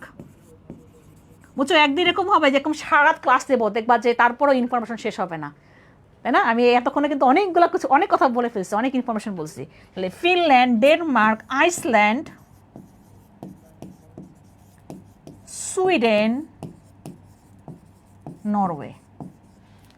না, কোনো দেশেই যাবার সুযোগ হয় নাই, নরওয়ে। আমি এখনো স্ক্যান্ডিনেভিয়ান কান্ট্রিতে এখনো যাই নাই। তাহলে বলো কি হবে অ্যান্সারটা? তাহলে এখন তো পারবা, আমি তো লিখেই দিলাম। তাহলে দেখো যে এই 5টা দেশ আমার যদি স্ক্যান্ডিনেভিয়ান কান্ট্রি হয়, তাহলে আমার উত্তরটা কি হবে, 10-এর কি হবে? কুমিল্লা, গোমতী, গুড। পুষ্প, কুমিল্লা কোন নদীর তীরে? গোমতী নদীর তীরে। চাঁদপুরের ইলিশ, এই তো গুড। এখন কি কারো ইন্টারেস্ট আসছে, যারা অনেক বোরিং লাগতো সাধারণ জ্ঞান? বলো তাহলে কি হবে? সুইজারল্যান্ড। কারণ দেখো আমার সুইডেন, ডেনমার্ক, নরওয়ে আমার এগুলোর মধ্যে আমার অন্তর্ভুক্ত, মানে কি হবে অ্যান্সারটা? সুইজারল্যান্ড। একটু বলে দেই, সুইজারল্যান্ড থেকে একটা কোশ্চেন আসছিল শিফট 2-তে। সুইজারল্যান্ডের রাজধানী যেন কি, পুইরা গেছে, মানে বার্ন। আর মুদ্রা, আহারে আমার কাছে না ছিল না, ফ্র্যাঙ্ক ভুল করছে, আমার দুলাভাই আসছিল, নিয়ে রাখা উচিত ছিল ফ্র্যাঙ্ক। সুইজারল্যান্ডের মুদ্রার নাম ফ্র্যাঙ্ক, এটা আসছিল শিফট 2-তে। এই শিফট 1-এ আসছে অন্য একটা দেশের মুদ্রা, আর শিফট 2-তে আসছিল সুইজারল্যান্ডের মুদ্রার নাম কি, আমরা বলি সুইস ফ্র্যাঙ্ক। মানে আমরা সুইজারল্যান্ডকে সংক্ষেপে সুইস বলি, তাহলে কি হবে, সুইস ফ্র্যাঙ্ক। ঠিক আছে, ফ্র্যাঙ্কের দাম এখন অনেক প্রচুর, তাহলে কি তোমার মুদ্রা ফ্র্যাঙ্ক। তার মানে আরইউতে মুদ্রা থেকে গত বছর বা তার আগের বছরে প্রশ্ন আসছিল। মুদ্রা কঠিন লাগে, কিন্তু কিছু করার নাই, পড়তে হবে। ওকে, বুঝা গেছে? দেখো, ফিনল্যান্ডে গেছে একজন, আরে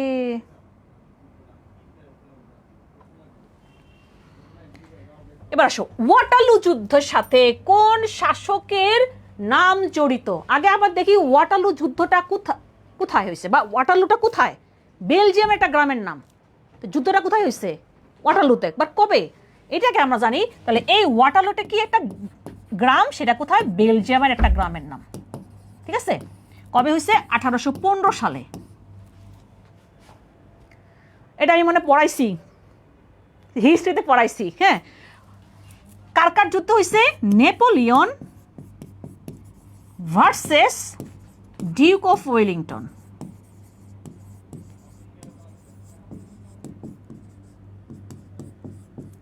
হ্যাঁ বেটা, ব্রিটেনের, এটা তার উপাধি। এবার বেটার নাম কেউ বলতে পারবা? নেপোলিয়ন আমরা জানি ফ্রান্সের, কি জানি, ফরাসি বিপ্লবের শিশু, তাই না? শিশু। এই ওয়াটারলু যুদ্ধ 1815 সালে হয়েছে। নেপোলিয়ন, দেখো Napoleon versus Duke of Wellington, তার নাম আর্থার ওয়েলেসলি। এই আর্থার ওয়েলেসলি হেই বেটা মহীশূরে চতুর্থ যুদ্ধে টিপু সুলতানকে হারাইছিল, অনেক বড় যোদ্ধা। আবার সে নেপোলিয়নকে হারাইছে 1815 সালে ওয়াটারলু যুদ্ধে, ফ্রান্স ভার্সেস ব্রিটেন। এখন তো বুঝতে পারছো কি হবে অ্যান্সারটা। এবার শোনো, এই যুদ্ধে নেপোলিয়ন হেরে গেছিল। হেরে যাওয়ার পর তাকে লাথি দিয়ে পাঠায় দেওয়া হয়েছিল সেন্ট হেলেনা দ্বীপে, মানে নির্বাসন, বুঝছো? কোথায় নির্বাসন দিছে? সেন্ট হেলেনা দ্বীপে। এই সেন্ট হেলেনা দ্বীপেই নেপোলিয়ন মারা যান 1821 সালে। 1821 সালে। দেখছো কোত্থেকে কোথায় চলে আসছি? তাহলে প্রশ্ন আসতে পারে না, নেপোলিয়ন কোথায় মৃত্যুবরণ করেন? সেন্ট হেলেনা দ্বীপে। অথবা কবে মারা গেছেন? 1821 সালে। কোথায়? এই সেন্ট হেলেনা দ্বীপে। তাকে 1815 সালে তাকে এই দ্বীপে নির্বাসন করা হয়। আমরা জানি হিটলার সেকেন্ড ওয়ার্ল্ড ওয়ারে হোতা, তার দলের নাম কি? নাৎসি, হেল হিটলার। ঠিক আছে, নাৎসি। গোপন পুলিশ বাহিনীর নাম কি? গেস্টাপো।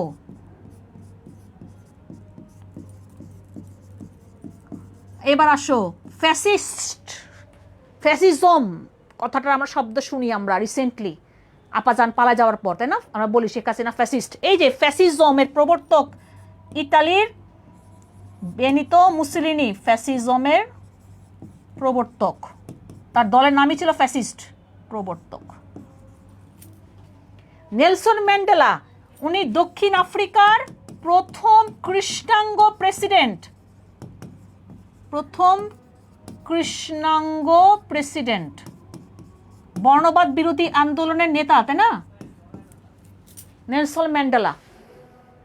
উনি রোবেন দ্বীপে তাকে অনেক বছর নির্বাসন দিয়ে রাখছিল, রোবেন দ্বীপে অনেক বছর কাটাইছেন উনি। পরে ফিরে তারপর যখন উনি দাঁড়াইলেন নির্বাচনে, তারপর হচ্ছে গিয়ে সেনি প্রথম কালো, কৃষ্ণাঙ্গ মানে কালো, উনি প্রথম দক্ষিণ আফ্রিকার প্রথম কালো প্রেসিডেন্ট বা কৃষ্ণাঙ্গ প্রেসিডেন্ট হয়েছেন কে? Nelson Mandela. নেপোলিয়ন বোনাপার্ট, যাকে আমরা কি বলি? ফরাসি বিপ্লবের শিশু, হেতেই হচ্ছে গিয়ে এই ওয়াটারলু যুদ্ধে হাইরা গেছিল। তাহলে কি হবে অ্যান্সারটা? Napoleon Bonaparte. কতগুলো প্রশ্ন পড়ছি। আর আমরা জানি মুসলিনি কোন দেশের? ইতালি। এবং বেস্টিকে জানো? তোমাদের বেস্টি আছে না, তোমাদের বেস্ট ফ্রেন্ড, এখানে বেস্টি কে জানো? হিটলার আর মুসলিনি, দুই বেস্টি।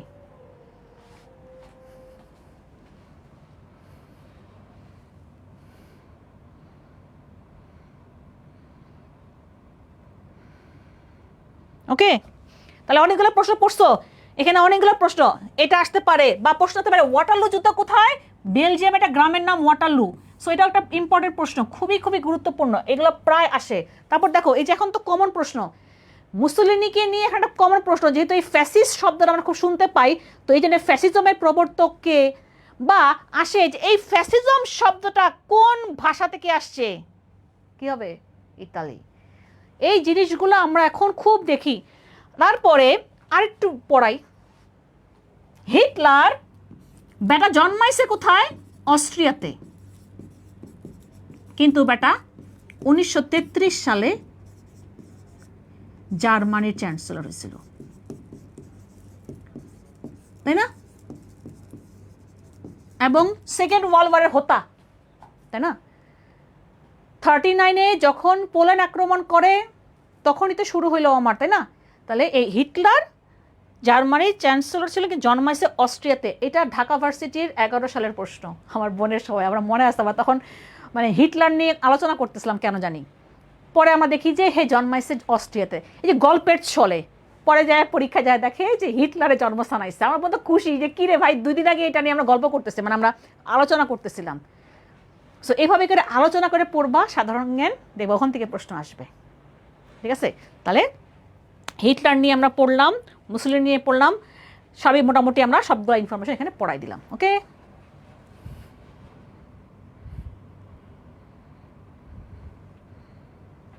আসো নেক্সট যাই আমরা, জাম্বিয়ার রাজধানী, তার মানে কি দেখো আমরা এইবার মানে আরিউতে রাজধানী থেকে প্রশ্ন আসছে, মুদ্রা থেকে প্রশ্ন আসছে। ওকে, এই যে তোমরা একটা দেশ নিয়ে একটু খুব মজা নাও, স্পেশালি ইয়াং পিপল, কিছু হলে বলো আমরা উগান্ডা যাবো, উগান্ডা, ঠিক না। এই উগান্ডার রাজধানী হচ্ছে গিয়ে কাম্পালা। জিম্বাবুয়ে, আমি বলি জিম্বাবুয়ে হাইরা গেছে, তার মানে কি হারারে, জিম্বাবুয়ের রাজধানী হারারে। বুরুন্ডি, বুরুন্ডির এটা অর্থনৈতিক রাজধানী বুরুন্ডি।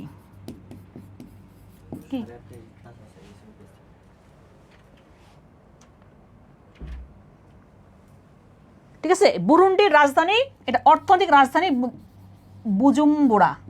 তাহলে বাকি রইল কি, জাম্বিয়ার রাজধানী লুসাকা, ঠিক আছে। তো দেখো সবগুলো রাজধানীগুলো পড়াই দিলাম। তাহলে জাম্বিয়ার রাজধানী লুসাকা, উগান্ডার রাজধানী কাম্পালা, জিম্বাবুয়ের রাজধানী হাইরা গেছে হারারে, বাংলাদেশের রাজধানী কি জানি না, বলো। এবার আসো, আকাশের উজ্জ্বলতম নক্ষত্র, মনে রাখবা আরিউতে সৌরজগৎ খুব ফেভারিট টপিক, এটা কিন্তু সৌরজগৎ থেকে প্রশ্ন আসছে, আমি পড়াই সৌরজগৎ থেকে। আমাদের 8টা গ্রহ আছে, তাই না, সৌরজগতে, সূর্য চারদিকে ঘুরতেছে। সূর্যের নিকটতম নক্ষত্র প্রক্সিমা সেন্টারাই, সূর্যের নিকটতম নক্ষত্র, এটা একটা ইম্পর্টেন্ট, নিকটতম নক্ষত্র। নক্ষত্র কাকে বলি আমরা, যার আলো আছে। গ্রহের কিন্তু দেখো আমরা যে গ্রহ পৃথিবী, আমাদের কি নিজস্ব কোনো আলো আছে না, আমরা সূর্যের উপর ডিপেন্ড করি, ঠিক আছে। তাহলে সূর্যের নিকটতম নক্ষত্র প্রক্সিমা সেন্টারাই। আর কি বলছে, আকাশের উজ্জ্বলতম নক্ষত্র, শব্দটা খুব সুন্দর, দেখি কে বলতে পারবা, 13 নম্বর কি হবে। অনেকে বলছে ধ্রুবতারা, ওরে বাবা, আবার গান গাওয়া শুরু করে দেয় না, ধ্রুবতারা নিয়ে মানে গানও আছে মনে হয়, তাই না, কি জানি গানটা ভুলেও গেছি। তাহলে কি হবে, আকাশের উজ্জ্বলতম নক্ষত্র লুব্ধক। এই 2টা প্রশ্ন এই সৌরজগৎ থেকে আমি যখন পড়াবো তখন আমার এগুলো পড়া হয়ে যাবে, দেখছো। তাহলে বলো হ্যাঁ, যে খালি আমরা ঢাবি নিয়ে আমরা পড়াই, তো এগুলো তো আমি পড়াবো, আমার প্রত্যেকটা আমার এই যে আমার টপিকই আছে সৌরজগৎ, সুন্দর করে পড়াবো, ঠিক আছে। আমাদের 8টা গ্রহের কোনটা কোনটা গুরুত্বপূর্ণ প্রশ্ন সেগুলো আমি পড়াই দিব। বাংলার সর্বপ্রাচীন জনপদের নাম কি, যেটা বলতেছিলাম না আমি, জনপদ প্রাচীন যুগ থেকে প্রশ্ন আসছিল। আমাদের এই বাংলাদেশে বা বাংলায় আমাদের 16টা জনপদ ছিল। সেই 16টা জনপদের মধ্যে সবগুলো জনপদ তো প্রাচীন, বাট এই যে 16টা জনপদের মধ্যে সবচেয়ে প্রাচীনতম জনপদ পুন্ড্র। দেখো এগুলো সবই কিন্তু জনপদ, বাট সবচেয়ে প্রাচীনতম জনপদ পুন্ড্র। পুণ্ড্রের 4টা নাম দেখো, পুণ্ড্র, পুণ্ড্রবর্ধন, পুণ্ড্রনগর বা বর্তমানে মহাস্থানগড়, বাকি মহাস্থানগড়। ঠিক আছে, আমাদের এই গৌড়টা হচ্ছে গিয়ে 2টা এলাকাতে পড়ছে, আমাদের চাঁপাইনবাবগঞ্জ আর ওই পারে ইন্ডিয়ার কিছু অংশ। সো যদি বলা হয় যে গৌড় বাংলাদেশের বর্তমানে কোন জায়গাটা, চাঁপাইনবাবগঞ্জ। হরিকেল সিলেট চট্টগ্রাম, আর পুণ্ড্র কি বললাম যে বর্তমান কি আমাদের মহাস্থানগড়, এই যেটা। প্রশ্ন আসতে পারে যে বাংলার সবচেয়ে প্রাচীনতম জনপদ, প্রশ্ন আসছে বাংলার সবচেয়ে প্রাচীনতম নগরী কোনটি, প্রাচীনতম নগরী কোনটি, অথবা বাংলার সবচেয়ে প্রাচীনতম ঐতিহাসিক স্থান কোনটি, কোনটি, পুণ্ড্রবর্ধন, পুণ্ড্রনগর বা মহাস্থানগড়। বোঝা গেছে? এবং এই মহাস্থানগড় জানো কোন নদীর তীরে, করতোয়া, কারণ আমরা জানি বগুড়া করতোয়া নদীর তীরে অবস্থিত। কত প্রশ্ন পড়তে মন চায়। এবার আসো, লাউকিপ কোন দেশের মুদ্রা? দেখছো একটা মানে আরিউতে গত বছর রাজধানী থেকেও প্রশ্ন আসছে, মুদ্রা থেকে প্রশ্ন আসছে। লাউকিপ এটা মুদ্রা, নামের লগেই সেই দেশের মিল আছে। এবার তাহলে বলো কি হবে 15 নাম্বারটা। লাউকিপ কোন দেশের মুদ্রা?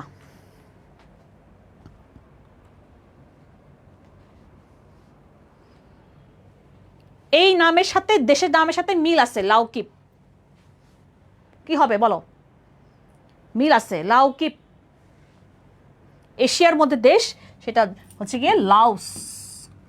কি লাওস, দেখো লাওস লাউকিপ মিল আছে।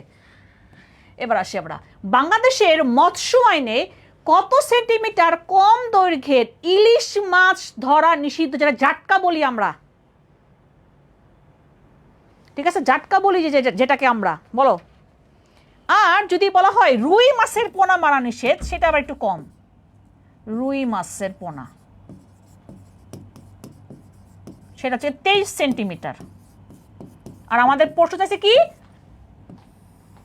ইলিশ মাছ মানে জাটকা। তুমি জাটকা এত এত এত ইঞ্চির নিচে হইলে, এত সেন্টিমিটারের নিচে হইলে আমি ওইটা ধরবো না, ওইটা আমার জন্য পোনা। ইলিশের পোনাকে আমরা কি বলি, জাটকা বলি আমরা। যেমন রুই মাছের পোনা কি 23 সেন্টিমিটারের নিচে হইলে তুমি এটা ধরবা না। আর ইলিশের জন্য তোমার হচ্ছে কি কত, 25 সেন্টিমিটার।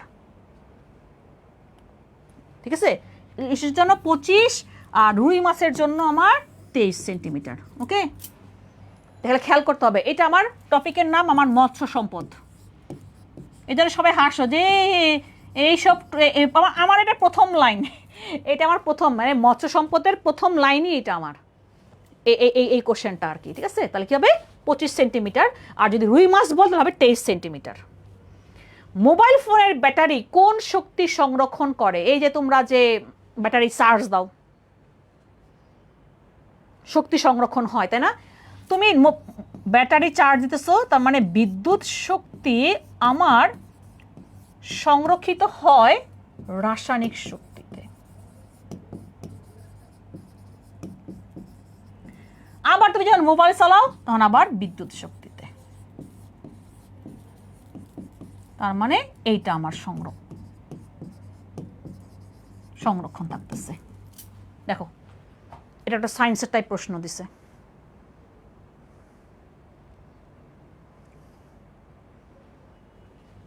ঠিক আছে, তাহলে কি হবে অ্যান্সারটা, রাসায়নিক শক্তি। দেখছো কঠিন লাগে প্রশ্ন, কঠিন লাগে। আরে আসছে সংবাদ সংস্থা, একটা টপিক আছে আমার, আমি চারটা পড়াই। সংবাদ সংস্থা, বিমান সংস্থা, গোয়েন্দা সংস্থা, গেরিলা সংস্থা, 4টা সংস্থা আছে, খুব ইম্পর্টেন্ট। বিমান সংস্থা বলবা এগুলো পরীক্ষায় আসে? জি হ্যাঁ। বাংলাদেশের সংবাদ সংস্থার নাম কি? আমাদের বাংলাদেশের বাসস, বাংলাদেশ সংবাদ, সবচেয়ে ইজি বাংলাদেশ সংবাদ সংস্থা, বাসস বা বিএসএস বলি আমরা। আরেকটা আছে UNB, United news of Bangladesh. আরেকটা আছে এনা, ইস্টার্ন নিউজ এজেন্সি। এনা বাস না কিন্তু আবার, ঠিক আছে। তাহলে তাস, আসলে এটা পুরো নাম ইতার তাস। ঠিক আছে, তাস কোন দেশ সংবাদ সংস্থা? যেমন এএফপি, এজেন্স ফ্রান্স প্রেস, ফ্রান্সের, খুব ইম্পর্টেন্ট, কারণ এটা সবচেয়ে প্রাচীনতম সংবাদ সংস্থা। তাহলে তাস হচ্ছে গিয়া রাশিয়ার সংবাদ সংস্থা, খুবই গুরুত্বপূর্ণ এবং এটা একটা মানে ইজি এবং এটা কমন। যেমন আমাদের বাংলাদেশের বিমান সংস্থার নাম কি? বিমান বাংলাদেশ এয়ারলাইন্স। রাশিয়াটার নাম এরোফ্লোট, ঠিক আছে? জার্মানির নাম লুফথানসা, আনকমন দেখো নাম। এইগুলাই পরীক্ষা। যেমন ইন্দোনেশিয়া গারুডা। যেমন দেখো বাংলাদেশে বোঝা যায়, কারণ আমাদেরটা কি বিমান বাংলাদেশ এয়ারলাইন্স, বাংলাদেশ আছে মানে বাংলাদেশের এয়ারলাইন্স বোঝা যায়। ক্যাথে প্যাসিফিক হংকংয়ের। এমিরাটস কোথাকার? সংযুক্ত আরব আমিরাত, দুবাইতে থামে। ওকে, এবার আসো, মুক্তিযুদ্ধের প্রথম সশস্ত্র প্রতিরোধ কোথায় সংঘটিত হয়? আমাদের 25শে মার্চের আগেই আমাদের এই একটা জায়গায়, যেটা নিয়ে আমি অনেকক্ষণ কথা বলতেছিলাম, সেই জয়দেবপুর গাজীপুরে প্রথম সশস্ত্র প্রতিরোধটা সংঘটিত হয়। সো এটা মুক্তিযুদ্ধের মানে তোমার 25শে মার্চের আগেই। দেখো তোমার হচ্ছে গিয়ে রাজারবাগ পুলিশ লাইন, ঢাকা বিশ্ববিদ্যালয়, এগুলো হচ্ছে 25শে মার্চের রাতে আক্রমণ করছিল, ঠিক আছে? বাট আমাদের গাজীপুর, জয়দেবপুর গাজীপুরে আমার প্রথম কি সশস্ত্র প্রতিরোধ সংগঠিত হয়। গাজীপুরে মানুষ বলবো বাহ, আজকে থেকে আমাদের নিয়ে অনেক প্রশ্ন। আইসিসি, আন্তর্জাতিক cricket council, international cricket council, আমি কই ইন্ডিয়ান ক্রিকেট কাউন্সিল কই, ঠিক আছে? আইসিসি। আচ্ছা, এখন তো 26, তাই না? বড় দেখে আমাদের নেক্সট ওয়ান ডে বিশ্বকাপ কবে হবে? আইসিসি বিশ্বকাপ ওয়ান ডে বলছি কিন্তু, মানে 50 ওভারের যে ম্যাচটা, ওয়ান ডে বিশ্বকাপ। যারা খেলা দেখো তারা অবশ্যই জানো, আমার 23 সালে হয়েছে সর্বশেষ ওয়ান ডে বিশ্বকাপ। 4 বছর পর হবে 27-এ। তাহলে আমার 27-এ ওয়ান ডে বিশ্বকাপটা কোথায় হবে দেখি, কে বলতে পারে? একটা হিন্টস দেই, ইটস টাইম ফর আফ্রিকা। তাহলে এবার বলো কি হবে? তাহলে এইখানে হবে এটা পূর্ব তিমুর ও জাম্বিয়া, এরা লাস্ট সহযোগিতা। এটা হচ্ছে রিসেন্ট থেকে, হ্যাঁ 25 সালে যুক্ত হয়েছে, তো রিসেন্ট থেকে আসছে আর কি 20-এর।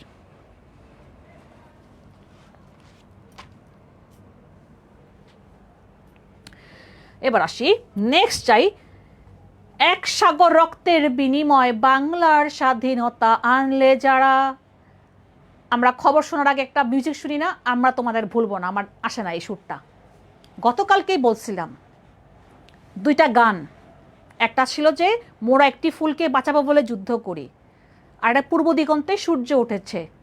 আরেকটা গান এক সাগর রক্তের বিনিময়। এই গানটা 16ই ডিসেম্বর সুরকার আপেল মাহমুদ কলকাতাতে বসে গোবিন্দ হালদারকে দিয়ে এই গানটাকে লিখায়া, সেটা 16ই ডিসেম্বর 1971 সালে গানটাকে বাজানো হয়। এই জন্যে এই গানটা এটা, যে এক সাগর রক্তের বিনিময় বাংলার স্বাধীনতা আনলে যারা, আমরা তোমাদের ভুলবো না। গোবিন্দ হালদারের এই 3টা গান প্রায় পরীক্ষায় আসে। কালকে 2টা বলছি, আজকে আরেকটা। তাহলে কি হবে? গ গ গোবিন্দ হালদার। সুরকার আপেল মাহমুদ, আপেল মাহমুদ সুর দিয়া, মানে গোবিন্দ হালদারকে গানটাকে লেখাইছেন, আপেল মাহমুদ সুরটা দিয়ে গানটাকে তারপর প্রচার করা হয়েছে। নেফারতিতি ছিলেন প্রাচীন ড্যাশ রানী। কোন দেশের রানী ছিলেন দেখি, কে বলতে পারবা বলো? আর নাই, আর 2টা প্রশ্ন আসছে, আমাদের 24টা প্রশ্ন। সো খেয়াল করে দেখছো, গতকালকে আমরা দেখলাম যে শিল্প সংস্কৃতি বা গান বাজনা থেকে প্রশ্ন আসে অ্যাডমিশনে। সো রিসেন্ট গান না, ঠিক আছে? আগেকার দিনের যে সুন্দর সুন্দর যে গানগুলা, সেগুলোই পরীক্ষায় আসে। একটু গানগুলো শোনার চেষ্টা করো বা দেখো যে গানগুলো কে গাইছে বা কে গানটাকে লিখছে। তাহলে উনি কি ছিলেন? উনি মিশরের রানী ছিলেন। কোথাকার? মিশরের। 22 নাম্বার। হ্যাঁ, ইজিপ্ট। মিশরকে ইংরেজিতে আমরা কি বলি? ইজিপ্ট। ডেড রেকনিং গ্রন্থের রচয়িতা কে? উনি মুক্তিযুদ্ধ নিয়ে লিখছেন এবং এটা অনেক কন্ট্রোভার্সিয়াল নাকি এই বইটা। মুক্তিযুদ্ধ নিয়ে লিখছেন এবং এটা নিয়ে অনেক সমালোচনা আছে এই বইটা। আমি পরে কালকে দেখলাম। সে অধিকার যাব না, সমালোচনার দিকে যাব না আমরা। এখানে হচ্ছে গিয়ে তোমরা একটু বলো যে এটা লেখকটাকে। অরুন্ধতী রায় লিখছেন the God of Small things, এটাও পরীক্ষায় আসে। আমরা পড়বো, আমরা লেখক ও গ্রন্থ পরিচিত পড়বো, the God of Small Things. Monica Ali লিখছেন ব্রিক লেন, এই বইটা লিখছে শর্মিলা বসু। ওকে, লাস্ট প্রশ্ন আজকে আমাদের, এনে খেয়াল করো, রাষ্ট্রীয় প্রতীক বলছে, অথবা আমরা যেটাকে বলি জাতীয় প্রতীক। আমার এই মুহূর্তে দাঁড়াও একটু দেখি তো পয়সা আছে কিনা। নাই, পয়সা নাই, তাহলে তোকে দেখাইতাম যে এই আমাদের রাষ্ট্রীয় প্রতীক বা জাতীয় প্রতীক, তুমি যদি তোমার কাছে যদি 1 টাকা বা 2 টাকা বা 5 টাকার কয়েন থাকে, সেই কয়েনে তুমি দেখবা যে ভাসমান ফুল শাপলা আছে, 2 দিকে ধানের শীষ আছে, এবং উপরে 3টা পাট পাতা আছে, এবং এই পাট পাতার 2 দিকে 2টা করে মোট 4টা স্টার আছে। সেটাই আমাদের রাষ্ট্রীয় প্রতীক বা জাতীয় প্রতীক। সেটার ডিজাইনার কে? কামরুল হাসান। আর যদি বলতো রাষ্ট্রীয় মনোগ্রাম, যেটা সরকারি কর্মকর্তারা তারা ব্যবহার করে, রাষ্ট্রীয় মনোগ্রামের ডিজাইনার সেটা হচ্ছে কি NN সাহা। খেয়াল করবা, মনোগ্রাম বলছে নাকি প্রতীক বলছে, উল্টাপাল্টা করবা না। রাষ্ট্রীয় মনোগ্রামের ডিজাইনার NN সাহা, নিত্যানন্দ সাহা। কিন্তু আমি বলছি প্রতীক। আমার কাছে এই মুহূর্তে পয়সা নাই, তাহলে দেখাইতে পারতাম, পয়সা নাই, গরিবস, ঠিক আছে। তোমার কাছে পয়সা থাকলে তুমি একটু বের করে দেখো, সেইটাই আমার জাতীয় প্রতীক। আমরা সবাই জাতীয় প্রতীক কিন্তু নিয়ে হাতে ঘুরি, কিন্তু বলতে পারি না এটাই আমাদের জাতীয় প্রতীক। পরীক্ষায় প্রশ্ন আসে জাতীয় প্রতীক, খুবই একটা, আমরা পড়ছি পৌরনীতির মধ্যে আমরা পড়ছিলাম, তোমাকে আমি দেখাইছিলামও, সেটাই আমাদের জাতীয় প্রতীক। তাহলে এটা কী হবে? জাতীয় প্রতীক বলছে বা রাষ্ট্রীয় প্রতীক কামরুল হাসান, ওনাকে বলা হয় পটুয়া। ওকে, ন্যাশনাল সিম্বল, গুড। আবির বলছে ন্যাশনাল সিম্বল, গুড। তো খেয়াল করবা, তোমার রাষ্ট্রীয় মনোগ্রাম চাইছে নাকি জাতীয় প্রতীক চাইছে, 2টা ডিজাইনার 2জন, উল্টাপাল্টা করা যাবে না। একটু খেয়াল করবা এই জিনিসগুলা, একটু যেন ভুলের জন্য দেখা গেছে, দেখো অপশনে 2টাই থাকে। এবং আমাদের এই রাষ্ট্রীয় মনোগ্রামেও 2 দিকে মোট 4টা তারকা আছে। ওকে, ক্লিয়ার? তাহলে আমরা আইডিয়া হইলো আমাদের, এটা হচ্ছিল গিয়ে আমাদের আরইউর প্রশ্নগুলা ছিল, ঠিক আছে। 24টা প্রশ্ন আসে আরইউতে প্রতি বছর। আশা করি কোশ্চেনগুলো বুঝতে পারছো। আমরা শুধু 24টা প্রশ্নই পড়ি নাই, আমরা আরও অনেকগুলো প্রশ্ন পড়ছি, এর সাথে সাথে অনেক কিছু তোমাদেরকে বলার চেষ্টা করছি। হ্যাঁ, আমি তোমাদের একটা বলবো যে নোবেল পুরস্কার নিয়ে আমি দেখি একটা তোমাদের জন্য শর্ট ভিডিও বানাবো, কারণ নোবেল পুরস্কার বিশ্বকাপ ফুটবল নিয়ে একটা বানাইছি আজকে, সেটা বন্দি পাঠশালার পেজও মনে হয় যাবে, তখন দেখো। ওকে, ক্লিয়ার? আশা করি বুঝতে পারছো। সো ইনশাল্লাহ, মানে তোমাদের একটা ধারণা, তোমার বলতেছো টপিক ওয়াইজে ক্লাসের কথা, আমরা তোমাদের ধারণা দিলাম যে প্রশ্নগুলো দেখো কোন কোন থেকে বা কিভাবে আসে, একটা ধারণা। তুমি একটা ভার্সিটিতে পরীক্ষা দেওয়ার সময় তোমার সবার জানতে হবে যে প্রশ্নগুলো কোথা থেকে হয় বা কিভাবে হয় প্রশ্নগুলো, একটু আইডিয়া তো নিতে হবে। আইডিয়া না নিয়ে তুমি যদি এখন নাইমা যাও তাহলে তো সমস্যা। তোমাকে একটা আইডিয়া দিলাম আমরা যে এরকম টাইপ প্রশ্ন হয়। আরে আমাদের আরেকটা ক্লাস আছে 8:30টায়, আমাকে ওটা, এই জন্য আমরা 24টা প্রশ্ন, আমাদের 24টা প্রশ্ন আসে, এই জন্য এত তাড়াতাড়ি ক্লাস শেষ। হ্যাঁ, দেখছো, যখন তুমি সাধারণ জ্ঞান ওভাবে পড়বা তখন মনে হবে যে কিরে এত তাড়াতাড়ি ক্লাস শেষ হলো কেমনে হলো, কারণ তুমি একটা গল্পের মধ্যে ছিলা। ওকে, ইনশাল্লাহ তাহলে আবারও এরকম দেখা হবে। আজকে এই পর্যন্ত, সবাইকে আল্লাহ হাফেজ, টাটা।